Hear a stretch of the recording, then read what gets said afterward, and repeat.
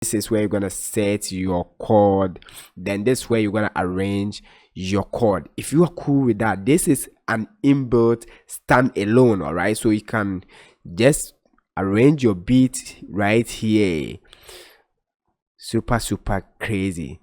Now this is where you're gonna arrange your chord progression together with your melodies. So when we watch here, you can see the deep blues and the light note. This is the one that's gonna take your chord progression to advance. Like, it's gonna add extra taste to your chord progression. Okay, anytime you click here and you change this particular chord, it's also gonna reflect over here. All right, I'm gonna stick to today's video. I'm gonna make everything simple for you. All right, so over here you can click on this plus and add anything that you want. Let's go for melody. All right, okay, let's go for melody.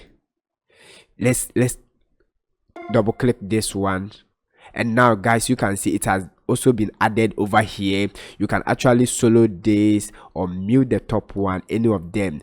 It's like a DAW inside a DAW. You feel me? I feel you. Yeah, that's super crazy. Now let's listen to this.